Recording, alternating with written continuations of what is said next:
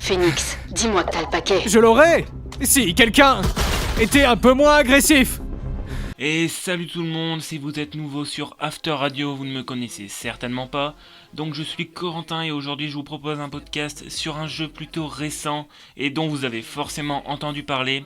L'épisode 2, qui équivaut à peu près à une saison sur Fortnite, sort aujourd'hui. C'est donc pour moi l'occasion de venir vous parler de Valorant.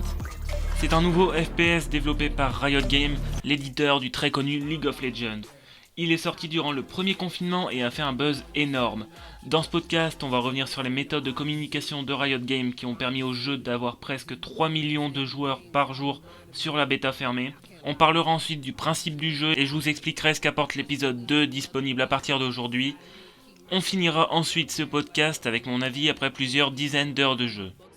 Je vous parlais juste avant d'une bêta fermée avec près de 3 millions de joueurs quotidiennement. Ça n'a pas pu vous passer sous le nez. Pour y avoir accès, il suffisait de regarder des streams Valorant sur l'énorme plateforme Twitch. On recevait ensuite une notification comme quoi on avait réussi à drop une clé. Perso, je l'ai obtenue en une soirée, en environ 2 heures, 2 heures et demie. On a donc eu le droit à des streams 24 heures sur 24 avec des millions de viewers connectés simultanément. Le jeu s'est également fait remarquer avec son anti-cheat Vanguard, créé exclusivement pour Valorant. Il s'exécute en arrière-plan et vérifie qu'aucun logiciel malveillant ne soit utilisé, et ce qui permet d'avoir des parties sans cheater et de bien pouvoir progresser. Pour mon cas, je suis jamais tombé contre des personnes qui faisaient des mouvements bizarres, comme sur CSGO par exemple. L'anti-cheat a été un peu critiqué par certains comme étant très invasif, mais Riot Games dit qu'il ne récupère aucune donnée confidentielle. Alors pour vous donner quelques chiffres, la bêta de Valorant c'est 6 patchs, 1244 bugs corrigés, 7786 comptes de cheaters bannis, 17 centres de données dans le monde, 2409 crash de serveurs, record d'audience sur Twitch avec 34 millions d'heures vues en 24 heures et 1,7 million de spectateurs en simultané.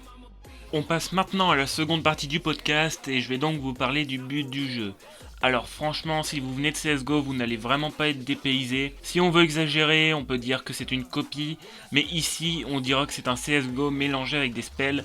Oui, le jeu est super, mais on retrouve quand même deux équipes de 5 joueurs qui s'affrontent. L'une doit empêcher l'autre de poser la bombe, appelée le spike. On retrouve aussi l'achat d'armes au début de chaque manche, une économie à gérer.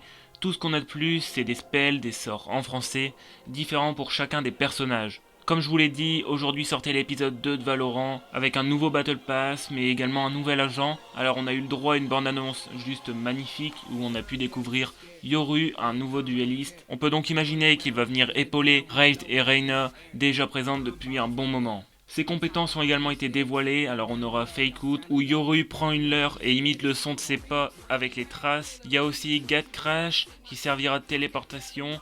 Ce nouvel agent a comme Phoenix une flash qui lui permettra d'aveugler ses adversaires. Et pour sa dernière compétence, Yoru a la possibilité de devenir invisible pendant quelques secondes. Et il est impossible pour tous les joueurs de le voir et d'interagir avec lui.